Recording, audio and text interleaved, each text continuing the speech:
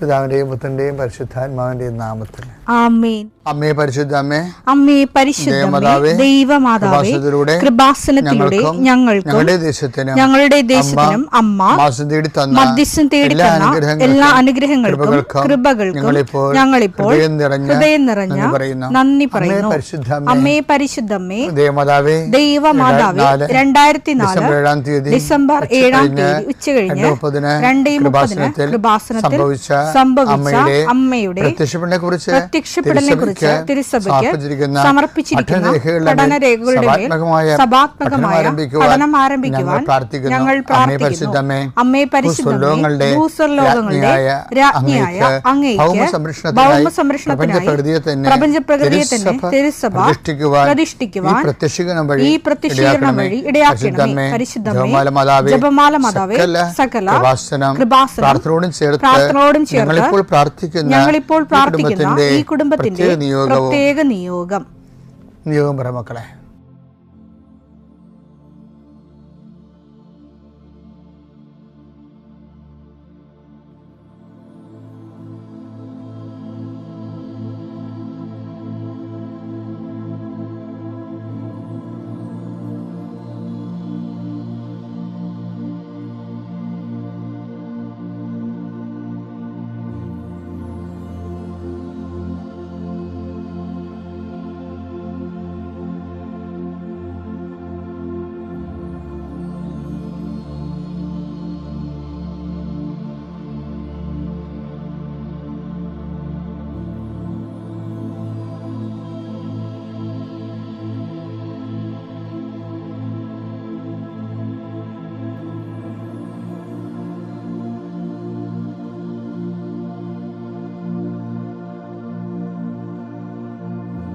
അമ്മയുടെ പ്രത്യക്ഷീകരണത്തിന്റെ ഈ അനുഗ്രഹവേളയിൽ ഞങ്ങൾക്ക് സാധിച്ചു തരുവാൻ കനിയണമേ. ആമേൻ. വിശ്വാസ പ്രമാണം.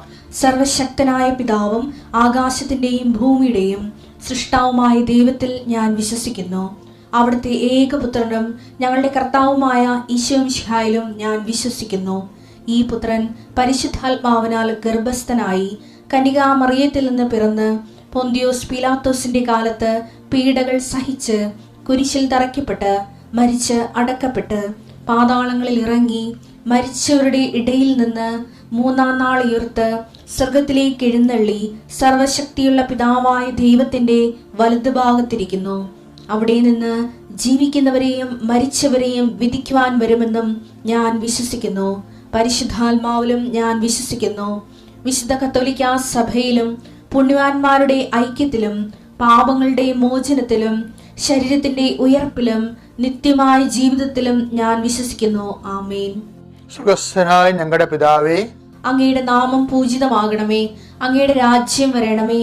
അങ്ങയുടെ തിരുമനസ് സ്വർഗത്തിലെ പോലെ ഭൂമിയിലും ആകണമേ. അന്നു വേണ്ടുന്ന ആഹാരം ഇന്ന് ഞങ്ങൾക്ക് തരണമേ. ഞങ്ങളോട് തെറ്റ് ചെയ്യുന്നവരോട് ഞങ്ങൾ ക്ഷമിക്കുന്നത് പോലെ ഞങ്ങളുടെ തെറ്റുകൾ ഞങ്ങളോടും ക്ഷമിക്കണമേ. ഞങ്ങളെ പ്രലോഭനത്തിൽ ഉൾപ്പെടുത്തരുതേ, തിന്മയിൽ ഞങ്ങൾ രക്ഷിക്കണമേ. ആമേൻ. നന്മ നിറഞ്ഞ മറിയമേ, സ്വസ്തി. കർത്താവ് അങ്ങയുടെ കൂടെ സ്ത്രീകളിൽ അങ്ങ് അനുഗ്രഹിക്കപ്പെട്ടവളാകുന്നു. അങ്ങയുടെ ഉദരത്തിൻ ഫലമായി ഈശോ അനുഗ്രഹിക്കപ്പെട്ടവനാകുന്നു. പരിശുദ്ധ മറിയമേ, തമ്പുരാന്റെ അമ്മേ, പാപികളായ ഞങ്ങൾക്ക് വേണ്ടി ഇപ്പോഴും ഞങ്ങളുടെ മരണസമയത്തും തമ്പുരാനോട് അപേക്ഷിക്കണമേ. ആമേൻ. കർത്താവേ, നിന്റെ ഉന്നതമായ നാമത്തിന് സ്വസ്ത്രം ചെയ്യുന്നു. കർത്താവേ, നിന്റെ വിശുദ്ധ പൗരോഹിത്യത്തെ മഹത്വപ്പെടുത്തുന്നു. കർത്താവ് 40 വർഷം ഞാൻ അർപ്പിച്ച കുർബാനയുടെ യോഗ്യതയായി കൃപാസനത്താറെ ജീവനോടെ പ്രത്യക്ഷപ്പെട്ട പരിശുദ്ധ അമ്മയുടെ മാധ്യസ്ഥത്തിൽ ഞാൻ മക്കളെ ഈശോ നാമത്തെ ആശീർവദിക്കുന്നു. ഈശോ ഇന്നീ പ്രാർത്ഥനയുടെ കുരിശിൻ്റെ ഒരു ആശീർവാദം കിട്ടിയിട്ട് തങ്ങളുടെ ജീവിതത്തിൻ്റെ ഉത്തരവാദിത്തങ്ങൾക്ക് പോകാൻ ആഗ്രഹിക്കുന്നവരെയാണ് ഈശോ ഞാനിപ്പോൾ പ്രധാനമായിട്ട് ഓർക്കുന്നത്. ഇന്നത്തെ യാത്രകളെല്ലാം ഞാൻ ആശീർവദിക്കുന്നു. നിൻ്റെ ഓരോ സംസാരവും നീ ആരോടൊക്കെ നിന്ന് സംസാരിച്ചാലും അതെല്ലാം നിനക്ക് അനുകൂലമായി വരാൻ ഞാൻ ആശീർവദിക്കുന്നു.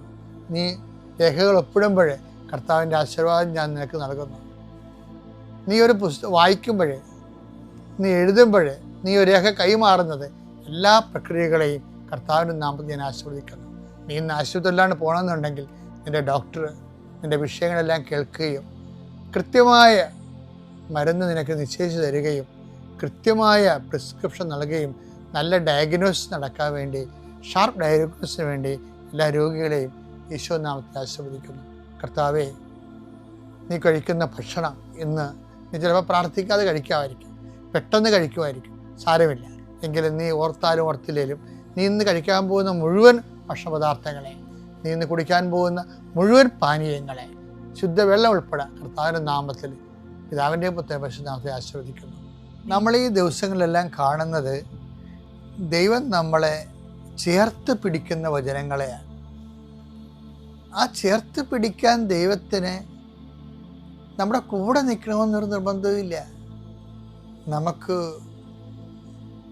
ഒരു ആശംസ കിട്ടിയാൽ മതി. ആശംസ കൊണ്ട് അതിജീവിക്കുന്ന ഒരു വലിയ ഒരു ദൈവാനുഭവം എസെക്കിയേലിന്റെ പുസ്തകത്തിലുണ്ട്. എസെക്കിയേൽ 16-ാം അധ്യായം 6-7 വാക്യങ്ങൾ. ഞാൻ നിന്റെ അടുക്കലൂടെ കടന്നു പോയപ്പോൾ നീ ചോരയിൽ കിടന്ന് ഉരുളുന്നത് കണ്ട് നിന്നോട് പറഞ്ഞു ജീവിക്കുക, വയലിലെ ചെടി പോലെ വളരുക. അപ്പൊ ഒരു ആശംസ മാത്രമേ അവിടെ ഉള്ളൂ. പിന്നെ ഒരു കുറെ കാലം കഴിയുമ്പോൾ ദൈവം ഈ വ്യക്തിയുടെ മുമ്പിലൂടെ കടന്നു പോകും. അത് ഇസ്രയേലാണ് ഉദ്ദേശിക്കുന്നത്. പക്ഷേ വ്യക്തികളുടെ ആധ്യാത്മിക ജീവിതത്തിൽ സത്യമാണ്. നമ്മുടെ അടുത്തുകൂടെ കടന്നു പോകുമ്പോൾ ദൈവം നമുക്കൊരു ആശംസ തരും. ജീവിക്കുക, വയലിലെ ചെടി പോലെ വളരുക. അപ്പോഴെന്താ പറയണത്? എസെക്കിയേൽ 16:8. ഞാൻ വീണ്ടും നിന്റെ അടുക്കിലൂടെ കടന്നുപോയി, നിന്നെ നോക്കി നിനക്ക് വിവാഹപ്രായമായെന്ന് ഞാൻ മനസ്സിലാക്കി. എന്റെ മേലങ്കി കൊണ്ട് നിന്റെ നഗ്നത ഞാൻ മറച്ചു. ഞാൻ നിന്നോട് സ്നേഹവാഗ്ദാനത്തോടെ ഒരു ഉടമ്പടി ചെയ്തു. അങ്ങനെ നീ എന്റേതായി തീർന്നു. എന്ത് വിഷയം എന്ന് പറയുന്നത്, ഉടമ്പടി എന്ന് പറയുന്നത് നിസ്സാര വിഷയമല്ല. നമ്മൾ അനാഥമായി ഓർഫണായി അഡ്രസ് ഇല്ലാതെ കിടക്കുമ്പോൾ നമ്മളൊരു ഉടമ്പടി ദൈവമായിട്ട് ചെയ്ത് കഴിയുമ്പോൾ ദൈവത്തിൻ്റെ എല്ലാ വാഗ്ദാനങ്ങളും, വാഗ്ദാനത്തെ കുറിച്ച് അവിടെ പറയുന്നുണ്ട്. ഞാൻ നിന്നോട് സ്നേഹവാഗ്ദാനത്തോടെ ഒരു ഉടമ്പടി ചെയ്തു. അങ്ങനെ നീ എന്റേതായി തീർന്നു. അപ്പൊ നമ്മള് ഈ ഉടമ്പടി ചെയ്യുമ്പോൾ എന്താ സംഭവിക്കുന്നത്? നമ്മൾ ദൈവത്തിൻ്റെതായി തീരുകയാണ്. അതോടുകൂടി നമ്മുടെ എല്ലാ ദുഃഖങ്ങളും ഭാരങ്ങളും പ്രശ്നങ്ങളും ദൈവത്തിൻ്റെതാണ്. ദൈവത്തിന് അറിയാം അതെങ്ങനെ പരിഹരിക്കണമെന്ന്. അതിൻ്റെ ഉടമ്പടി നീ വിശ്വസ്ത പാലിച്ച് മുന്നോട്ട് പോവുക. പരിശുദ്ധ മാതാവ് ജീവനോടെ പ്രത്യക്ഷപ്പെട്ട ഈ അൾത്താരയിൽ വന്ന് സാക്ഷി പറയാൻ എന്നെയും എൻ്റെ കുടുംബത്തെയും ഉയർത്തിയ പരിശുദ്ധ അമ്മയ്ക്കും ദേവകുമാരനും കോടാനുകൂടി നന്ദി പറയുന്നു. എൻ്റെ പേര് അപർണ. ഞാൻ വരുന്നത് തൊടുപുഴയിൽ നിന്നാണ്. ഇതെൻ്റെ അമ്മ. 2025 മാർച്ച് മാസമാണ് എൻ്റെ അമ്മ ഉടമ്പടി എടുക്കുന്നത്. എൻ്റെ അമ്മയുടെ ഉടമ്പടിയിൽ ഉണ്ടായിരുന്ന നിയോഗമായിരുന്നു എൻ്റെ പഠനകാര്യം. ഞാൻ 2022 തൊട്ട് ജർമ്മൻ പഠിക്കുകയായിരുന്നു. 24-ലാണ് എക്സാം എല്ലാം ക്രാക്ക് ചെയ്തത്. അതിനുശേഷം അമ്മ ഉടമ്പടി എടുത്തതിന് ശേഷം ഞങ്ങൾ ഏപ്രിൽ മാസം ഒരു ഏജൻസിക്ക് എൻ്റെ പ്രോസസ്സിങ്ങിന് വേണ്ടിയിട്ട് പേപ്പറും കാര്യങ്ങളും എല്ലാം സബ്മിറ്റ് ചെയ്തു. ഞങ്ങൾ ഏപ്രിലാണ് സബ്മിറ്റ് ചെയ്യുന്നത്. ഏപ്രിൽ, മെയ് ആയി, ജൂണായി, ജൂലൈ ആയി, ഒരു മൂവ്മെൻറ്റും ഇല്ല. പ്രോസസ്സിങ് നടക്കുന്നില്ല, ഒന്നും നടക്കുന്നില്ല. അവരെ വിളിക്കുന്നുണ്ട്, അവരുടെ ഭാഗത്തു നിന്നുള്ള ഒരു പോസിറ്റീവ് റെസ്പോണ്ടൊന്നും അവർ ചെയ്യുന്നില്ല. അങ്ങനെ അവർ പറഞ്ഞു വിസയ്ക്ക് ഡേറ്റ് എടുക്കാമെന്ന് പറഞ്ഞു. അപ്പം നമ്മളൊരു കോൺട്രാക്റ്റ് ഇല്ലാതെ എങ്ങനെ വിസയ്ക്ക് ഡേറ്റ് എടുക്കുന്നത്? വിസയ്ക്ക് ഡേറ്റ് എടുക്കാൻ പറ്റത്തില്ല. അപ്പോൾ ഇവരോട് ഞാൻ ചോദിച്ചപ്പോൾ ഇവർ പറഞ്ഞു, അല്ല, ആദ്യം വിസയ്ക്ക് ഡേറ്റ് എടുക്കാം, വിസയ്ക്ക് ഡേറ്റ് കിട്ടാൻ ബുദ്ധിമുട്ടാണെന്ന് പറഞ്ഞ് വിസയ്ക്ക് ഡേറ്റ് എടുക്കുന്നു. നവംബർ മാസം 2025 നവംബർ മാസം വിസയ്ക്ക് ഡേറ്റ് എടുക്കുന്നു. അതിനുശേഷം ഇവർ എൻ്റെ ഇൻ്റർവ്യൂ ക്ലാസ്സുകളൊന്നും നടക്കുന്നില്ല, പ്രോപ്പറായിട്ട് അവരൊന്നും നടക്കുന്നില്ല. അപ്പോൾ എനിക്ക് തോന്നി ഇതെന്തോ ഫ്രോഡാണ്, സ്കാമാണെന്ന് എനിക്ക് തോന്നി. പെട്ടെന്ന് ഞാൻ പറഞ്ഞു, ഞാൻ കുറച്ച് പൈസ അടച്ചിട്ടുണ്ടായിരുന്നു, അത് തിരിച്ചു തരണമെന്ന് പറഞ്ഞു. അവർ തിരിച്ചു തരുന്നില്ല. കാരണം കൊടുത്തു കഴിഞ്ഞാൽ ആ പൈസ പോയി, പിന്നെ അവർ കിട്ടൂലല്ലോ, അങ്ങനെയാണല്ലോ പൊതുവേ. അങ്ങനെ എനിക്ക് വീട്ടിൽ ഇത് പറയാൻ പറ്റത്തില്ല, കാരണം വീട്ടിൽ പറഞ്ഞാൽ എന്നെയും വഴക്ക് പറയും. അങ്ങനെ അതിനുശേഷം ഞാൻ വീട്ടിൽ പറയാൻ ഇടയായി, ഇതുപോലെ ഒരു സംഭവമുണ്ട്, അവർ പൈസ കുറച്ച് മേടിച്ചു അങ്ങനെയൊക്കെ. അതിനുശേഷം ഞാൻ നിരന്തരമായിട്ട് പ്രാർത്ഥിക്കാൻ തുടങ്ങി. കാരണം കാശും പോയി, പ്രോസസ്സിങ് നടക്കുന്നില്ല. എൻ്റെ സർട്ടിഫിക്കറ്റിൻ്റെ വാലിഡിറ്റി കഴിയാൻ വളരെ ഒരു 2-3 മാസം കൂടെ ഉള്ളൂ. ഡിസംബർ 2-ന് തീരും. അതിന് മുന്നേ കോൺട്രാക്റ്റും കിട്ടണം, എനിക്ക് കയറി പോവുകയും ചെയ്യണം. അല്ലെങ്കിൽ പിന്നെ അവർ എംബസി പറയും, റീ എക്സാം എഴുതാൻ പറയും. അത് പോസിബിൾ ഉള്ളൊരു കാര്യമല്ല. ഉടനെ തന്നെ എൻ്റെ ഒരു ഫ്രണ്ട് വിളിച്ചു, എടി നീ അവരുടെ കയ്യിൽ നിന്ന് പേപ്പറും കാര്യങ്ങളൊക്കെ മേടിച്ചിട്ട് നീ വേറൊരിടത്ത് കൊടുത്തോ, ഞാനൊരു നമ്പർ തരാമെന്ന് പറഞ്ഞ് അവൾ എന്നെ വിളിച്ചു. അങ്ങനെ ആ ചേച്ചിയായിട്ട് കോൺടാക്ട് ചെയ്തു. ആ ചേച്ചി പറഞ്ഞു, വളരെ പെട്ടെന്ന് തന്നെ നമുക്ക് പ്രോസസ്സിങ് ചെയ്യാം, വെക്കാം, മെഡിക്കൽ എടുത്തോ, ഒരു കുഴപ്പമില്ല, നവംബർ മാസം നമ്മൾ വിസയ്ക്ക് വെക്കാൻ ഡേറ്റും എടുത്തോളം പറഞ്ഞു. അങ്ങനെ ഒരു ഇൻ്റർവ്യൂ വന്നു. പ്രാർത്ഥനയുണ്ട്, കാര്യങ്ങളുണ്ട്, എല്ലാം ഉണ്ട്. ഉടമ്പടി ഉപ്പും തേനും ഒക്കെ അമ്മ എനിക്ക് നിരന്തരമായിട്ട് കഴിക്കാൻ തരുന്നുള്ളൂ. ഞാൻ വിശ്വാസത്തോടുകൂടി പ്രാർത്ഥിച്ചു. അങ്ങനെ ഇൻ്റർവ്യൂ ആയി. ആദ്യത്തെ ഇൻ്റർവ്യൂ എനിക്ക് ക്രാക്ക് ചെയ്യാൻ പറ്റിയില്ല, ഞാൻ അതിൽ ഫെയിലായി. രണ്ടാമതൊരു ഇൻ്റർവ്യൂ വന്നു. ആ ഇൻ്റർവ്യൂവർ വളരെ നല്ലൊരാളായിരുന്നു. കാരണം എന്നോടൊരു ഇൻ്റർവ്യൂ ആയിട്ടല്ല അത് നടത്തിയത്. വളരെ കൂളായിട്ട് എനിക്ക് മര്യാദയ്ക്ക് സംസാരിക്കാനും നല്ലവണ്ണം സംസാരിക്കാൻ പറ്റി. എനിക്ക് ലാംഗ്വേജ് കുറവാണ് എങ്കിൽ പോലും എനിക്ക് അവരുടെ മുന്നിൽ പിടിച്ചു നിൽക്കാൻ പറ്റി. അവർ പറഞ്ഞു, നിന്നെ സെലക്ട് ചെയ്യാം, കുഴപ്പമില്ല, കോൺട്രാക്റ്റ് ഞാൻ തരാമെന്ന് പറഞ്ഞു. പക്ഷെ അവർ കോൺട്രാക്റ്റ് തന്നില്ല. കാരണം ഇൻ്റർവ്യൂ കഴിഞ്ഞ് നവംബർ 3-ന് കഴിഞ്ഞു. പക്ഷേ അവരെനിക്ക് കോൺട്രാക്റ്റ് തരുന്നില്ലായിരുന്നു. അപ്പം എനിക്ക് ഭയങ്കര വിഷമമായി. ഒരു ദിവസം ഞാൻ അമ്മയോട് പറഞ്ഞു, അമ്മ ഞാൻ കൃപാസനത്തിൽ പോവാ, വീട്ടിലിരിക്കാൻ പറ്റത്തില്ല, അത്രയും പ്രയാസം. കാരണം പൈസ കൊടുത്തു, എല്ലാം ചെയ്തു, അവസാനം പൈസയും പോവും. വിസയ്ക്ക് ഡേറ്റ് എടുത്തതും പൈസ കൊടുത്തിട്ടാണ്. അങ്ങനെ പ്രാർത്ഥിച്ച് ഞാനിവിടെ വന്നു. അപ്പോൾ അമ്മ പറഞ്ഞു, എടി നീ പോണ വഴിക്ക് ചിലപ്പോൾ നിനക്ക് കോൺട്രാക്റ്റ് കിട്ടിയേക്കും, എനിക്കങ്ങനെയാണ് തോന്നിയെന്ന് എൻ്റെ അമ്മ പറഞ്ഞിരുന്നു. അപ്പം ഞാൻ അമ്മ പറഞ്ഞു, എന്നാൽ നല്ല കാര്യം എന്നും പറഞ്ഞ് ഞാൻ ഇവിടെ ഇവർ കൃപാസനത്തിൽ എത്തിയില്ല. ഞാൻ 9:30 ആകുമ്പോൾ ഇവിടെ എത്തുന്നത് രാവിലെ.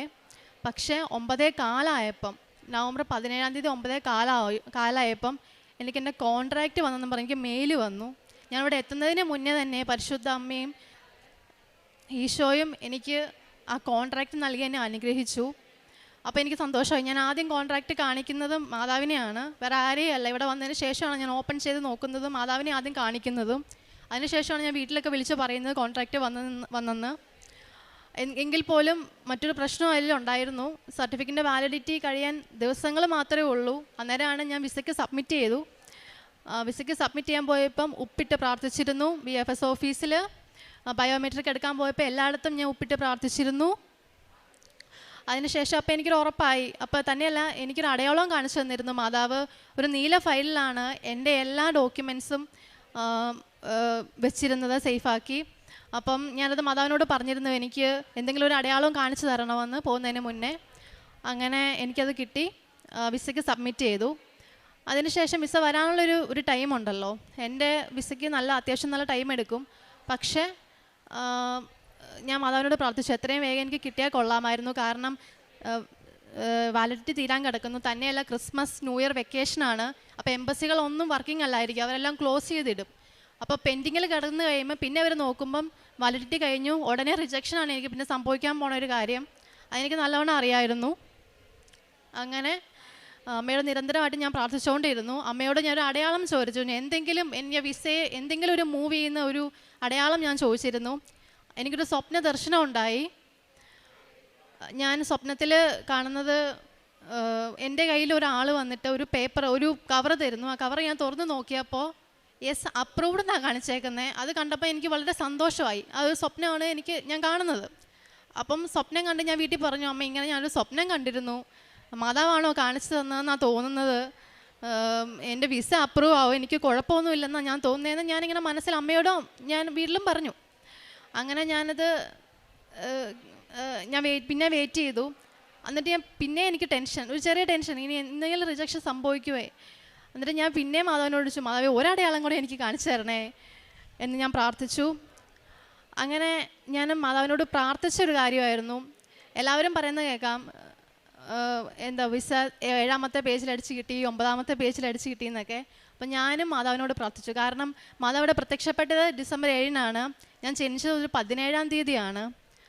അതേപോലെ തന്നെ അങ്ങനെ പിന്നെ എനിക്ക് കോൺട്രാക്റ്റ് കിട്ടിയത് ഒരു 17-ആണ്. അപ്പോൾ 7 എന്ന് പറഞ്ഞ നമ്പർ എനിക്കൊരു വലിയ കോൺഫിഡൻസ് ആയിരുന്നു. അപ്പം എനിക്ക് 7-ാമത്തെ പേജിൽ എൻ്റെ വിസ അടിച്ച് കിട്ടണേന്ന് ഞാൻ നിരന്തരമായി പ്രാർത്ഥിച്ചു.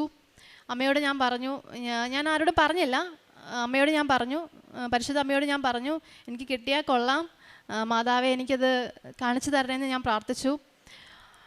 അതിനുശേഷം അമലോത്ഭവ തിരുനാളാണല്ലോ ഡിസംബർ 8-ന്. അപ്പം ഞാൻ തിരുനാളിൻ്റെ അന്നോ 8-ാം തീയതിയോ ഡേറ്റ് ഇട്ട് ഞാൻ പ്രാർത്ഥിച്ചു. 8-നോ 9-നോ എനിക്കെൻ്റെ വിസ കിട്ടണമെന്ന് ഞാൻ പ്രാർത്ഥിച്ചു. പക്ഷേ അത് പോസിബിൾ ആയിട്ടുള്ള കാര്യമല്ല, എങ്കിൽ പോലും ഞാൻ പ്രാർത്ഥിച്ചു. മാതാവ് എനിക്കൊരു സന്തോഷ വാർത്ത, മാതാവിൻ്റെ തിരുനാളിൻ്റെ എന്തെങ്കിലും എനിക്കൊരു സന്തോഷ വാർത്ത തരണമെന്ന് ഞാൻ ഡേറ്റ് ഇട്ട് പ്രാർത്ഥിച്ചു. 8-ന് അനക്കൊന്നും സംഭവിച്ചില്ല. 9-ാം തീയതി അതുപോലെ തന്നെ. പിറ്റേ ദിവസം 10-ാം തീയതി ആയപ്പം എനിക്ക് പെട്ടെന്ന് എൻ്റെ ഫോണിലോട്ടൊരു മെസ്സേജ് വന്നു. VFS ഓഫീസിൽ നിന്നാണ് എൻ്റെ പാസ്പോർട്ട് ഡിസ്പാച്ച് ആയിട്ടുണ്ടെന്നും പറഞ്ഞ്. ഞാൻ ഷോക്കായിപ്പോയി. കാരണം പെട്ടെന്ന് കിട്ടാത്തൊരു സാധനം മാതാവിനോട് ഞാൻ പ്രാർത്ഥിച്ചെങ്കിൽ പോലും അപ്പോൾ എനിക്ക് ഭയങ്കര അത്ഭുതമായി. അയ്യോ, മാതാവ് ഇത് നടത്തി തന്നോ, എന്തായിരിക്കും ആ പാസ്പോർട്ടിൻ്റെ ഉള്ളിൽ എന്തായിരിക്കും എന്ന്. ഞാൻ 15-ാം തീയതി പോയി പാസ്പോർട്ട് കളക്ട് ചെയ്തു. ഞാൻ എന്താണോ പ്രാർത്ഥിച്ചത് അത് തന്നെ മാതാവ് എനിക്ക് നടത്തി തന്നു. ഞാൻ 9-ാം തീയതിയാണ് ഡേറ്റ് ഇട്ട് പ്രാർത്ഥിച്ചത്. 9-ാം തീയതിയാണ് എനിക്ക് 9-ാം തീയതി മെസ്സേജ് ഒന്നും വന്നിരുന്നില്ല, 10-ാം തീയതിയാണ് വരുന്നത്. പക്ഷേ എൻ്റെ പാസ്പോർട്ടിൽ 9-ാം തീയതിയാണ് വിസ അടിച്ച് കിട്ടിയ ഡേറ്റ്. അതേപോലെ തന്നെ ഞാൻ പ്രാർത്ഥിച്ചത് എന്താ, പാസ്പോർട്ടിൽ 7-ാമത്തെ പേജിൽ എനിക്ക് വിസ സ്റ്റാമ്പ് ചെയ്ത് കിട്ടണമെന്നായിരുന്നു. അതേപോലെ തന്നെ 7-ാമത്തെ പേജിലാണ് എനിക്ക് എൻ്റെ വിസ സ്റ്റാമ്പ് ചെയ്ത് കിട്ടുന്നത്. പരിശുദ്ധ അമ്മയ്ക്കും ദേവകുമാരനും കൊടാനുകൂടി നന്ദി. ഞാൻ ഈ ജനുവരി 30-ന് ജർമ്മനിക്ക് പോവാണ്. ഞാൻ ഒരുപാട് ട്രൈ ചെയ്തിട്ടാണ് കിട്ടിയത്. നിരന്തരമായിട്ട് പ്രാർത്ഥിച്ചതിൻ്റെ ബലവും പിന്നെ അച്ഛൻ്റെ ധ്യാനവും അതേപോലെ തന്നെ ഡെയിലി ബ്രെഡും എന്നെ ഒത്തിരി ഇൻസ്പയർ ചെയ്തു. കാരണം not by merit but by grace. എനിക്ക് എൻ്റെ കഴിവിൽ വിശ്വാസം ഉണ്ടായിരുന്നു, പക്ഷേ പയ്യെ അതൊക്കെ പോകാൻ തുടങ്ങി. പിന്നെയാണ് ഞാൻ ദൈവത്തിൽ ആശ്രയിച്ചത്. അങ്ങനെയാണ് എനിക്കിത് കിട്ടിയത്. അതേപോലെ തന്നെ ഞങ്ങളുടെ പ്രേക്ഷിത പ്രവർത്തനം പത്രം എല്ലാവർക്കും കൊടുക്കും. പിന്നെ പത്രം കൊടുക്കുമ്പോൾ എനിക്ക് കുറച്ച് ബുദ്ധിമുട്ടെന്ന് വെച്ചാൽ ഇത് അർഹിക്കുന്ന ആൾക്കാരുടെ കയ്യിൽ കിട്ടാൻ നല്ല പാടാണ്. കാരണം നമ്മൾ പലരുടെയും കയ്യിൽ കൊടുക്കുമ്പോൾ അവിടെയൊക്കെ ഇട്ടിട്ട് പോവും. ചിലർ വായിക്കില്ല, ചിലർ സ്പോട്ടിൽ നമ്മൾ പറയും വിശ്വാസമില്ല, ചിലർ വിശ്വാസം ഇല്ലെങ്കിൽ അത് മേടിച്ചിട്ട് അത് എവിടെയെങ്കിലും ഇടും. അപ്പോൾ അതെനിക്ക് ഭയങ്കര ബുദ്ധിമുട്ടാണ്. ഈ പത്രം ഡിസ്ട്രിബ്യൂട്ട് ചെയ്യാൻ എനിക്ക് അത് അർഹിക്കുന്നവരെ കിട്ടാൻ കുറച്ച് പ്രയാസമാണ്. അതുകൊണ്ട് അത് ഞാൻ അർഹിക്കുന്നവരുടെ കയ്യിൽ മാത്രമേ കൊടുക്കത്തുള്ളൂ, ചുമ്മാ ആൾക്കാരുടെ കയ്യിൽ ഞാൻ കൊടുക്കാറില്ല. അതേപോലെ തന്നെ അച്ഛൻ്റെ ധ്യാനങ്ങൾ ഷെയർ ചെയ്യുകയും പിന്നെ ഡെയിലി ബ്രെഡ് ഷെയർ ചെയ്യുകയും അപ്പം ഞാൻ വിശ്വാസത്തിലോട്ട് വന്ന ആൾക്കാരത് കളിയാക്കും. കാരണം ഞാൻ അങ്ങനെ ദൈവത്തിൽ പ്രാർത്ഥിക്കാത്ത ഒരാളാണ്. അപ്പോൾ പയ്യാണ് ഞാൻ വിശ്വാസത്തിലോട്ട് വരുന്നത്. അതെന്നെ വളരെയധികം സ്വാധീനിച്ചു. കാരണം എൻ്റെ ജീവിതത്തിൽ മാറ്റം ഉണ്ടായി. എൻ്റെ ആത്മീയ ജീവിതത്തിലാണ് ഏറ്റവും കൂടുതൽ മാറ്റം ഉണ്ടായത്. ഞാൻ പ്രാർത്ഥിക്കാൻ തുടങ്ങി നിരന്തരം. എനിക്ക് സമാധാനമുണ്ട്, ടെൻഷനില്ല. ഞാൻ പോവുകയാണെങ്കിൽ പോലും എനിക്ക് ഒട്ടും ടെൻഷനില്ല, വളരെ കൂളാണ്. മാതാവിനോട് നന്ദി പറയാനും സാക്ഷ്യം പറഞ്ഞിട്ട് ഞാൻ പോകുള്ളൂന്ന് മാതാവിനോട് പറഞ്ഞിരുന്നു. അതുപോലെ തന്നെ ഞാൻ വാക്ക് പാലിച്ചു. സാക്ഷ്യം പറഞ്ഞിട്ടാണ് ഞാൻ പോകുന്നത്. മാതാവിനും തിരുക്കുമാരനും കൊടാനുകൂടി നന്ദി. ഈ സാക്ഷ്യം ഞാൻ മാതാവിനും തിരുക്കുമാരനും സമർപ്പിക്കുന്നു. 30-ാം സങ്കീർത്തനം 12-ാം തിരുവചനം. ഞാൻ മൗനം പാലിക്കാതെ അങ്ങയെ പാടി പുകഴ്ത്തും. ദൈവമായ കർത്താവെ, ഞാൻ അങ്ങേക്ക് എന്നും നന്ദി പറയും. അപർണ എന്ന ഈ മകൾ അമ്മയോടൊപ്പം വന്ന് പ്രത്യക്ഷീകരണ സാക്ഷ്യം ഇവിടെ ഏറ്റുപറയുന്നത് വലിയ ഒരു വലിയൊരു സങ്കടത്തിൻ്റെ കാലത്ത് നിന്ന് പരിശുദ്ധ അമ്മ മാധ്യസ്ഥം ഉപേക്ഷിച്ച് ഉടമ്പടിയിലൂടെ ഈ മകളെ കൈപിടിച്ച് ഉയർത്തി ജർമ്മൻ വിസ കയ്യിൽ കൊടുത്ത ഒരു വലിയ സാക്ഷ്യത്തെക്കുറിച്ചാണ് മകൾ ഏറ്റുപറഞ്ഞത്. തികച്ചും not by merit but by grace എന്ന അടിസ്ഥാനത്തിൽ ഈ മകൾ ഉടമ്പടിയെടുത്ത് പ്രാർത്ഥിച്ചപ്പോൾ ജീവിതത്തിൻ്റെ തുടക്കത്തിൽ ജർമ്മൻ പഠിച്ചുകൊണ്ടിരിക്കുമ്പോഴും അതിൻ്റെ പ്രോസസ്സിങ് നടക്കുമ്പോഴും എല്ലാം ഉണ്ടായിരുന്ന കോൺഫിഡൻസ് പതിയെ അത് നഷ്ടപ്പെട്ടു തുടങ്ങി. ഇനി ദൈവത്തിന് മാത്രമേ എനിക്ക് കൈപിടിച്ചുയർത്താനാവൂ എന്ന ഒരു വലിയ ജീവിത സത്യാവസ്ഥയിലേക്ക് അപർണ കയറി വന്നത് ഉടമ്പടി ജീവിതത്തിലൂടെയാണ്. അപർണയുടെ എല്ലാ കാര്യങ്ങളും സ്വപ്നദർശനങ്ങളിലൂടെയും സുഗന്ധാഭിഷേകത്തിലൂടെയും എല്ലാം ഈ മകൾക്ക് അറിയിച്ചു കൊടുക്കുന്നുണ്ടായിരുന്നു, എങ്ങനെയാണ് വരാനുള്ള കാര്യങ്ങൾ. അതുപോലെ തന്നെ അടയാളങ്ങൾ പലതായി. 7 എന്ന നമ്പർ എപ്പോഴും ഈ മകൾക്ക് കോൺട്രാക്റ്റ് ചെയ്യുമ്പോഴും എല്ലാം നവംബർ 17 എന്ന ഡേറ്റിൽ തന്നെ ഈ മകൾക്ക് അമ്മ കാണിച്ചു കൊടുത്ത എല്ലാ അടയാളങ്ങളോടും കൂടി ലഭിക്കുവാനായി സാധിച്ചുവെന്ന് ഈ മകൾ ഏറ്റുപറയുന്നു. സമയച്ചുരുക്കത്തിൻ്റെ അമ്മ എപ്പോഴും നമ്മോടുകൂടെ സഞ്ചരിക്കുന്നതിൻ്റെ ഒരു വലിയ സാക്ഷ്യമാണിത്. നാം ഉടമ്പടിയിൽ വിശ്വസ്തയോടുകൂടി മുന്നേറുന്നെങ്കിൽ അപർണ ഇപ്പോൾ പറഞ്ഞതുപോലെ ഞാൻ എന്നും ഉടമ്പടിയിലായിരിക്കും. ഈശോയ്ക്ക് ആ ഒരു വാക്ക് കേൾക്കാൻ വളരെ സന്തോഷമുള്ള ഒരു അവസ്ഥയാണത്. എന്നോട് ഉടമ്പടി ചെയ്ത ഒരു വ്യക്തി, ഒരു മകൾ, ഒരു മകൻ എപ്പോഴും എന്നോടുകൂടെ ആയിരിക്കുമെന്ന് എൻ്റെ അമ്മ പ്രത്യക്ഷപ്പെട്ട ഈ അൾത്താരയിൽ കയറി എന്ന് പറയുന്നത് ഒരു വലിയ വാഗ്ദാനമാണ്. ഈ വാഗ്ദാനം പാലിക്കുവാനായി ഒരു വലിയ ഒരു സ്റ്റേജ് തന്നെ, ഒരു അൾത്താര തന്നെ ഈ മകൾക്ക് നൽകിയിരിക്കുകയാണ്. ഒരുപാട് മക്കളാണെന്ന്, 25 ലക്ഷത്തിലധികം മക്കളാണെന്ന് ഉടമ്പടി എടുത്ത് പ്രാർത്ഥിച്ചുകൊണ്ട് എപ്പോഴും നന്ദി പറഞ്ഞുകൊണ്ട് ഈശോയെ ചേർത്ത് പിടിച്ച് ജീവിക്കുന്നത്. നമുക്കും എപ്പോഴും വിശ്വസ്തരായിരിക്കാം. നമ്മുടെ എല്ലാവരുടെയും സങ്കടങ്ങളെയും കണ്ണുനീരിനെയും ഈ സാക്ഷ്യത്തോട് ചേർത്ത് വയ്ക്കാം. അതുപോലെ തന്നെ വിസ പ്രോസസ്സിങ് നടന്നുകൊണ്ടിരിക്കുന്ന വളരെയധികം ബുദ്ധിമുട്ടി സാമ്പത്തികമായും സാങ്കേതികമായും ബുദ്ധിമുട്ടുന്ന എല്ലാ മക്കളെയും ഈ സാക്ഷ്യത്തോട് ചേർത്ത് വെച്ച് അവരുടെ എല്ലാ നിയോഗങ്ങൾക്ക് വേണ്ടി പ്രാർത്ഥിച്ച് ഈശോയ്ക്കും പരിശുദ്ധ അമ്മയ്ക്കും നല്ലൊരു കൈയടി നൽകി അപർണയുടെ സാക്ഷ്യം നമുക്ക് ഈശോയ്ക്കും പരിശുദ്ധ അമ്മയ്ക്ക് സമർപ്പിക്കാം. ആദ്യമായിട്ട് ഞാൻ പരിശുദ്ധ അമ്മയ്ക്കും തിരുവോസ്തി രൂപനായ ത്രിയേക ദൈവത്തിനും എന്നെ ഇവിടെ ഒരിക്കൽ കൂടി ഈ അൾത്താരയിൽ നിർത്തുവാൻ അനുവദിച്ച ഈശോയ്ക്ക് ഞാൻ കോടാനം കോടി സ്തുതികൾ അർപ്പിച്ചുകൊണ്ട് എൻ്റെ ഈ എളിയ സാക്ഷ്യം ഞാൻ തുടരട്ടെ. എൻ്റെ പേര് സന്തോഷ്. ഞാൻ തിരുവനന്തപുരം ജില്ലയിൽ നിന്ന് വരുന്നു. എൻ്റെ ഇത് 3ാമത്തെ സാക്ഷ്യമാണ്. ഞാൻ ഉടമ്പടി എടുത്തത് 2024 13-ാം തീയതി 1-ാം മാസമാണ്. ഇപ്പോൾ എനിക്ക് ഈ 3ാമത്തെ സാക്ഷ്യത്തിൽ കിട്ടിയ പരിശുദ്ധ അമ്മയിലൂടെ കിട്ടിയ രോഗസൗഖ്യം, എൻ്റെ ഈ വലത് കൈ 1 വർഷം നല്ല വേദനയും 6 മാസം കഴിഞ്ഞപ്പോൾ കൈ പൊക്കുവാനോ വെയിറ്റുള്ള ഒരു സാധനം എടുക്കുവാനോ പറ്റില്ലായിരുന്നു. ഞാൻ ഒത്തിരി മരുന്ന് കഴിച്ച് ഡോക്ടർമാരെ കണ്ട് അതിലൊന്നും സൗഖ്യം കിട്ടിയില്ല. ഞാനങ്ങനെ ഈ കഴിഞ്ഞ ജപമാല റാലിക്ക് പങ്കെടുക്കുവാനായിട്ട് ഞാനും എൻ്റെ ജീവിത പങ്കാളിയുമായി ഞങ്ങളിവിടെ വന്നു. അപ്പോൾ വണ്ടിയിൽ സീറ്റിൻ്റെ സൈഡിൽ പിടിക്കുവാൻ പോലും എൻ്റെ ഈ വലത് കൈക്ക് പറ്റില്ലായിരുന്നു. കൈക്ക് ഭയങ്കര കഴപ്പും ഉളച്ചിലുമായിരുന്നു. ഞാൻ ഇടത് കൈ കൊണ്ടാണ് ജപമാല ചൊല്ലി പ്രാർത്ഥിച്ചത്. കാരണം ജപമാല ഉയർത്തിപ്പിടിക്കുവാൻ പോലും എൻ്റെ ഈ വലത് കൈക്ക് പറ്റില്ലായിരുന്നു. അത്രമാത്രം ഉളച്ചിലായിരുന്നു എൻ്റെ കൈ. ഞാൻ ഇവിടെ നിന്നും ജപമാല റാലി കഴിഞ്ഞ് വീട്ടിലെത്തുമ്പോഴും നല്ല വേദനയായിരുന്നു. അത് കഴിഞ്ഞ അന്ന് ഞാൻ കൃപാസന ഉടമ്പടി തൈലം ഇട്ടുകൊണ്ട് ഞാൻ കിടന്നു. രാവിലെ ആയപ്പോൾ പൂർണ്ണമായും പരിശുദ്ധ അമ്മ എനിക്ക് സൗഖ്യം നൽകി എന്നെ അനുഗ്രഹിച്ചു. ആ വേദന ഇതുവരെയും എനിക്ക് അനുഭവപ്പെട്ടിട്ടില്ല. എൻ്റെ 2ാമത്തെ സാക്ഷ്യം, എൻ്റെ ജീവിത പങ്കാളിയുടെ കാലിൽ എന്തോ ഒരു ചെറിയ മുറിവുണ്ടായി. ഷുഗർ രോഗിയാണ്. ആ മുറിവ് വലിയ വ്രണമായി മാറി. ഹോസ്പിറ്റലിൽ കാണിച്ചപ്പോൾ ഓരോ ദിവസം കഴിയും തോറും ആ മുറിവ് വലുതായിക്കൊണ്ടേയിരുന്നു.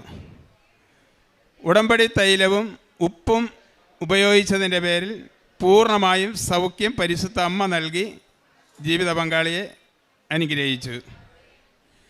3ാമതായിട്ട് എനിക്ക് നൽകിയ അനുഗ്രഹം, എൻ്റെ ഈ നിൽക്കുന്ന മകന് എന്ത് മാംസം കഴിച്ചാലും ചൊറിച്ചിലുണ്ടാകും പുറം മുഴുവനും. ഹോസ്പിറ്റലിൽ കാണിച്ച് ഇംഗ്ലീഷ് മരുന്നുകളൊക്കെ കഴിച്ചിട്ടും കുറവില്ലായിരുന്നു. ടെസ്റ്റ് ചെയ്തിട്ട് ആ ടെസ്റ്റുകളിൽ ഒരു കുഴപ്പവുമില്ല. ഞാൻ ഉടമ്പടി തൈലമിട്ട് വിശ്വാസ പ്രമാണം ചൊല്ലി പ്രാർത്ഥിക്കും. ആ നിമിഷം തന്നെ മാറും. വീണ്ടും ഒരാഴ്ച കഴിയുമ്പോൾ വീണ്ടും വരും. അങ്ങനെ ഒരു 2-3 ആഴ്ച അങ്ങനെ തുടരെ ഉണ്ടാവുമായിരുന്നു.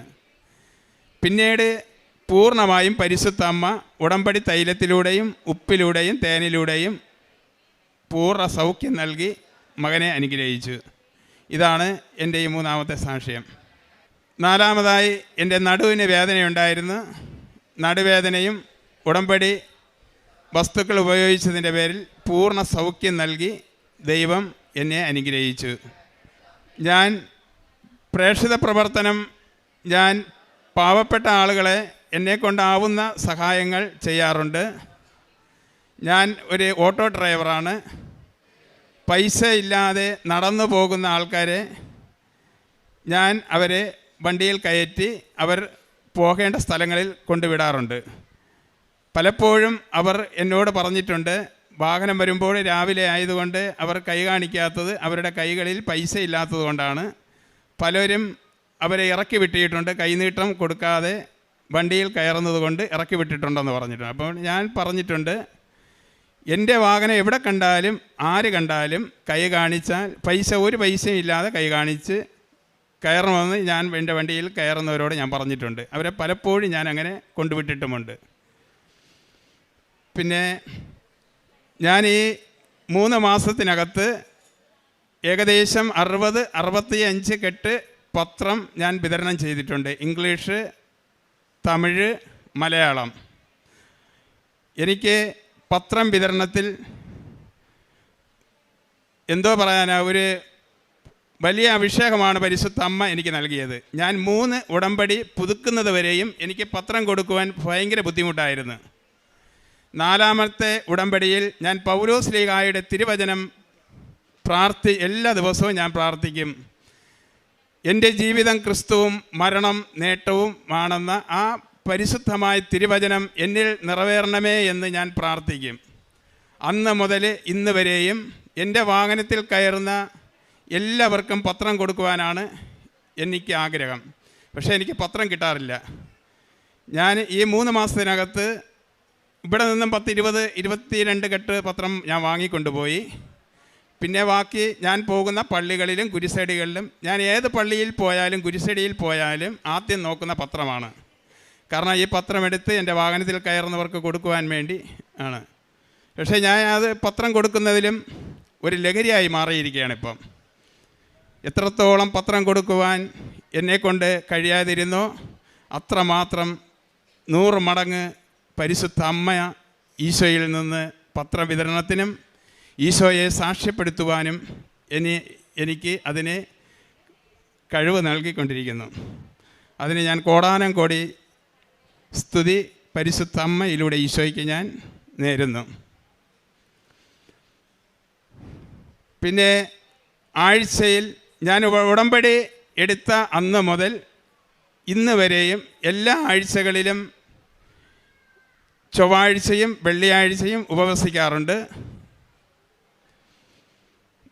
ഉടമ്പടി എടുക്കുന്നതിന് മുമ്പ് ഒരു ദിവസം പോലും ഞാൻ ഉപവസിക്കാൻ എനിക്ക് പറ്റില്ലായിരുന്നു. ഞാൻ ഡിവൈൻ ധ്യാന കേന്ദ്രത്തിൽ ധ്യാനം കൂടാൻ പോകുമ്പോൾ രോഗികളും മറ്റ് മരുന്ന് കഴിക്കുന്നവരും വാങ്ങുന്ന കൂപ്പൻ വാങ്ങുമ്പോൾ ഞാനും എണീറ്റ് നിന്ന് അവർക്കൊപ്പം കൂപ്പൻ വാങ്ങി ഭക്ഷണം കഴിച്ചിട്ടുള്ളവനാണ്. ഞാൻ ഈ ഉടമ്പടി എടുത്തതിന് ശേഷം എല്ലാ ആഴ്ചകളിലും എനിക്ക് ഉപവസിക്കുവാൻ കഴിയുന്നുണ്ട്. പരിശുദ്ധ അമ്മ ഈശോയിൽ നിന്ന് വാങ്ങി നൽകിയ ഈ വലിയ കൃപയ്ക്ക് ഞാൻ കോടാനം കോടി സ്തുതി ഈശോയ്ക്ക് നേരുന്നു. അതോടൊപ്പം തന്നെ എൻ്റെ മകൻ സൈക്കിളിൽ നിന്ന് കഴിഞ്ഞ മാസം വീണ് വലിയ അപകടമായിരുന്നു. പരിശുദ്ധ അമ്മ നിസാര പരിക്കുകളോടുകൂടെ മകനെ ആ അപകടത്തിൽ നിന്ന് രക്ഷിച്ചു. ഞങ്ങളെല്ലാ ദിവസവും സ്കൂളിൽ പോകുന്നതിന് മുമ്പ് ഉടമ്പടി തൈലം നെറ്റിയിൽ കുരിശ് വരച്ച് വിശ്വാസപ്രമാണം ചൊല്ലിയാണ് അവരെ സ്കൂളിൽ പറഞ്ഞു വിടുന്നത്. അതുകൊണ്ട് മാത്രമാണ് വലിയ അപകടത്തിൽ നിന്ന് പരിശുദ്ധ അമ്മ മകനെ രക്ഷിച്ചതെന്ന് ഞാൻ വിശ്വസിക്കുന്നു. ഇനി എൻ്റെ ജീവിതം പൂർണ്ണമായിട്ടും ഞാൻ ജീവിച്ചാൽ ക്രിസ്തുവിന് വേണ്ടി മാത്രം ജീവിക്കും, മരിച്ചാൽ ക്രിസ്തുവിന് വേണ്ടി മാത്രം മരിക്കണമെന്നുമാണ് എൻ്റെ ആഗ്രഹം. പരിശുദ്ധ അമ്മ അതിനെന്നെ സഹായിക്കട്ടെ എന്ന് അമ്മയോട് ഞാൻ യാചിക്കുന്നു. എനിക്ക് എൻ്റെ കുടുംബത്തിനും നൽകിയ ഈ വലിയ അനുഗ്രഹങ്ങൾക്ക് പരിശുദ്ധ അമ്മയ്ക്കും തിരുക്കുമാരനും ഞാൻ കോടാനം കോടി നന്ദി അർപ്പിച്ചുകൊണ്ട് എൻ്റെ ഈ എളിയ സാക്ഷ്യം ഞാൻ ഇവിടെ അവസാനിപ്പിക്കുന്നു. ഗലാത്യ 4:19 എൻ്റെ കുഞ്ഞുമക്കളെ, ക്രിസ്തു നിങ്ങളിൽ രൂപപ്പെടുന്നതുവരെ വീണ്ടും ഞാൻ നിങ്ങൾക്ക് വേണ്ടി ഈറ്റുനോവ് അനുഭവിക്കുന്നു. സന്തോഷ് എന്ന ഈ സഹോദരൻ്റെ മരിയൻ ഉടമ്പടി ജീവിതാനുഭവ സാക്ഷ്യമാണ് നാം കേട്ടുകൊണ്ടിരുന്നത്. ഭൗതികമായി ജീവിതത്തിൽ ലഭിച്ച നന്മകളെക്കാളുപരി, സൗഖ്യങ്ങളെക്കാളുപരി ക്രിസ്തുവിനെ ജീവിതത്തോട്, ഹൃദയത്തോട് ചേർത്ത് പിടിച്ച് ജീവിക്കുവാൻ ഈ നാളുകളിൽ അമ്മ മാതാവും ഈശോയും മകന് നൽകിയ പ്രചോദനങ്ങളെയും ആത്മീയ ബോധ്യങ്ങളെയുമാണ് ശക്തമായി നമ്മളോട് സഹോദരൻ പങ്കുവച്ചത്. അത് ഉടമ്പടി ജീവിതത്തിൻ്റെ ആത്മാവ് മനസ്സിലാക്കി ഉടമ്പടിയിലൂടെ എന്താണോ ലോകത്തിൽ നമ്മൾ കൈമാറേണ്ടത്, ആ കൈമാറേണ്ട കാരുണ്യത്തിൻ്റെ ഹൃദയവും പ്രേക്ഷിത പ്രവർത്തനത്തിൻ്റെ തീഷ്ണതയും ക്രിസ്തുവിനെ സ്വന്തമാക്കിയുള്ള ജീവിതത്തിൻ്റെ തൃപ്തിയുമാണ് സഹോദരൻ്റെ വാക്കുകളിലൂടെ നമ്മൾ മനസ്സിലാക്കിയത്. സഹോദരനെ സ്നേഹിക്കുകയും അവൻ്റെ ഇല്ലായ്മകളിലും കണ്ണീരൊപ്പുന്ന പ്രവൃത്തികളിലും നിരന്തരം നാം വ്യാപരിക്കുകയും ചെയ്യുമ്പോഴാണ് യേശു 5 അപ്പം വർദ്ധിപ്പിച്ചത്, യേശു കുരുടന് കാഴ്ച കൊടുത്തത്, യേശു മുടന്തനെ സൗഖ്യപ്പെടുത്തിയത് ഇന്ന് നമ്മുടെ ജീവിതത്തിൽ നമ്മളിലൂടെ മറ്റുള്ളവർക്ക് ആത്മധൈര്യവും പ്രത്യാശയും പകരുന്ന ജീവിതമായി മാറിക്കൊണ്ടിരിക്കുക. യേശു എങ്ങനെയാണോ സ്വർഗരാജ്യം സമീപിച്ചിരിക്കുന്നു, അനുതപിച്ച് സുവിശേഷത്തിൽ വിശ്വസിക്കുവാനെന്ന തൻ്റെ സുവിശേഷ പ്രഘോഷണം ആരംഭിക്കുകയും ദൈവപിതാവിൻ്റെ ഭവനത്തിലേക്ക് നിരന്തരം ആത്മാക്കളെ ചേർക്കുന്നതിന് വേണ്ടി തൻ്റെ സംസാരത്തിലൂടെയും പെരുമാറ്റത്തിലൂടെയും മറ്റുള്ളവർക്ക് സാക്ഷ്യം വഹിച്ചത്, അതേ മാതൃക തന്നെയാണ് സഹോദരൻ പറയുക. ഞാനിവിടുന്ന് എനിക്ക് ഏൽപ്പിച്ചു തരുന്ന കൃപാസനം പത്രവും അതോടൊപ്പം എവിടെയെങ്കിലുമൊക്കെ അലക്ഷ്യമായി വിശ്വാസക്കുറവിൽ ആരെങ്കിലും ഉപേക്ഷിച്ചിരിക്കുന്ന കൃപാസനം പത്രങ്ങളും അത് ശേഖരിച്ച് വിശ്വാസത്തോടെ ക്രിസ്തുവിനെ പ്രഘോഷിക്കുവാനുള്ള മാർഗമായി അത് കൈമാറുവാൻ ഞാൻ നിരന്തരം തീഷ്ണതയുള്ള വ്യക്തിയാണ്, സന്തോഷമുള്ള വ്യക്തിയാണെന്ന് വീണ്ടും സഹോദരൻ്റെ ഒടുവിൽ പറഞ്ഞു നിർത്തുന്നുണ്ട്. എനിക്ക് ക്രിസ്തു എൻ്റെ ജീവനും എനിക്ക് മരണം നേട്ടവുമാണ്. ക്രിസ്തുവിന് വേണ്ടി ജീവിക്കുക എന്ന ഹൃദയത്തിൽ ഉറച്ച ഒരു ബോധ്യവും തീരുമാനവും ഒരു വ്യക്തിയിൽ രൂപപ്പെടുക എന്നതിൻ്റെ അർത്ഥം കരുണയുള്ളവനാവുക, സ്നേഹമുള്ളവനാവുക, വിശ്വസ്തതയുള്ളവനാവുക, വിശുദ്ധിയോടുകൂടി ജീവിത വിഷയങ്ങളിൽ വ്യാപരിക്കുന്നവരാവുക, ദൈവനാമത്തെ മഹത്വപ്പെടുത്തി ദൈവത്തിന് നിരക്കാത്തതൊന്നും തൻ്റെ ജീവിതത്തിൽ ഇനി ഉണ്ടാവില്ലെന്ന് ലോകത്തോട് പറഞ്ഞ് ജീവിക്കുന്നവരാവുക. അതിൻ്റെ നല്ല മാതൃകയെക്കുറിച്ച്, സാക്ഷ്യത്തെക്കുറിച്ച്, അത് ജീവിക്കുന്നതിനുള്ള സന്തോഷത്തെക്കുറിച്ചാണ് ഈ സഹോദരൻ വാക്കുകളിലൂടെ നമ്മോട് പങ്കുവച്ചത്. പ്രിയമുള്ളവരെ, ക്രിസ്തുവിനെ നേടുക എന്നുള്ളതാണ് നമ്മുടെ എല്ലാവരുടെയും ജീവിതത്തിൻ്റെ ആത്യന്തിക ലക്ഷ്യം. ബാക്കി ഭൗതികമായ നന്മകൾ അതൊന്ന് കിട്ടിക്കഴിഞ്ഞാൽ അടുത്തത് നമ്മൾ പ്രാർത്ഥിച്ചു തുടങ്ങും. എന്നാൽ ക്രിസ്തുവിനെ സ്വന്തമാക്കുന്നവന് ക്രിസ്തു ലഹരിയും ആവേശവുമായി തീരുമ്പോൾ ക്രിസ്തുവിന് വേണ്ടി എന്തൊക്കെ ചെയ്യാമോ അത് ചെയ്യുവാൻ വേണ്ടി നമ്മൾ തന്നെ ഒരു മിഷണറിയായി, ഒരു പ്രേക്ഷിതനായി ലോകത്തിലേക്ക് ഇറങ്ങുമ്പോൾ നമുക്ക് അനേകർക്ക് അനുഗ്രഹമാകുന്നൊരു ജീവിതം നമ്മുടെ എളിയ ജീവിതത്തിലൂടെ ദൈവം ഉയർത്തുന്നത് കാണാനാവും. അതുകൊണ്ടാണ് സധൈര്യം എല്ലാവരോടും പറയാനാവുക, എൻ്റെ വാഹനം ഏത് വഴി വന്നാലും നിങ്ങളുടെ കരങ്ങളിൽ ഒന്നുമില്ലെങ്കിലും കൈനീട്ടി നിർത്തിക്കൊള്ളുക, ഞാൻ നിങ്ങളെ എത്തേണ്ടടുത്ത് എത്തിച്ചു കൊള്ളാം, പണമില്ലെന്നോർത്ത് പ്രയാസപ്പെടേണ്ടെന്ന്. അതൊരു ക്രിസ്തു മനസ്സ് രൂപപ്പെടുന്നതിൻ്റെ അടയാളമാണ്. നമുക്ക് ഉടമ്പടി എടുക്കുമ്പോൾ എപ്പോഴും നമ്മുടെ ജീവിതത്തോട് ചേർത്ത് വയ്ക്കേണ്ട ഒരു വിഷയമാണിത്. ഈശോയെ, നീ എന്നിൽ വളരണമേ, ഞാൻ കുറയുകയും നീ വളരുകയും വേണം. ക്രിസ്തു വളരുകയും നമ്മുടെ സ്വാർത്ഥതകൾ, നമ്മുടെ അഹന്തകൾ, നമ്മുടെ താൽപര്യങ്ങൾ, നമ്മുടെ ആസക്തികൾ, നമ്മുടെ ജീവിതത്തിൽ വെട്ടിപ്പിടിക്കുവാനുള്ള നിരന്തരമായ ആഗ്രഹങ്ങൾ അത് കുറച്ചുകൊണ്ട് ക്രിസ്തു വളരുവാൻ വേണ്ടി, അവൻ്റെ കരുണ വളരുവാൻ വേണ്ടി, സ്നേഹം വളരുവാൻ വേണ്ടി, സമർപ്പണം വളരുവാൻ വേണ്ടി നാം ആഗ്രഹിച്ച് ജീവിച്ച് പ്രാർത്ഥിക്കുമ്പോൾ നമ്മുടെ ജീവിതത്തിന് കാതലായ വ്യത്യാസമുണ്ടാവും. പഴയൊരു വ്യക്തിയായി നമുക്ക് ഉടമ്പടിയിൽ പിന്നീട് തുടരുവാനാവില്ല.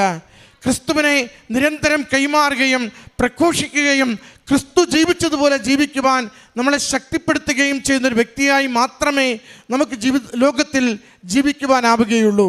അതിൻ്റെ ഒരു തുടക്കവും അതിൻ്റെ ഒരു തീഷ്ണതയും അതിൻ്റെ ഒരു ആവേശവുമാണ്, ആഗ്രഹവുമാണ് സഹോദരൻ്റെ വാക്കുകളിൽ നമ്മൾ കേട്ടത്. പ്രിയമുള്ളവരെ, ഉടമ്പടിയുടെ ആത്യന്തിക ലക്ഷ്യം ക്രിസ്തുവിനെ നഷ്ടപ്പെടുത്താതെ ജീവിതത്തോട് ചേർത്ത് പിടിച്ച് സ്വന്തമാക്കുക, ക്രിസ്തു വാഗ്ദാനം ചെയ്ത നിത്യതയിലേക്ക് ഉറച്ച ചുവടുകളോടുകൂടി ഈ ലോകത്തിൽ നമ്മൾ സഞ്ചരിക്കുക. അങ്ങനെ ക്രിസ്തു സ്വന്തമായൊരു ജീവിതത്തിന് വേണ്ടി ആഗ്രഹിച്ച് പ്രാർത്ഥിക്കാം. ഈ കുടുംബത്തിന് ലഭിച്ച എല്ലാ അനുഗ്രഹങ്ങൾക്കും ആത്മീയ ബോധ്യങ്ങൾക്കും നന്ദി പറഞ്ഞുകൊണ്ട് കരങ്ങളടിച്ച് നമുക്ക് ഈ സാക്ഷ്യം ദൈവസന്നിധിയിൽ സമർപ്പിക്കാം.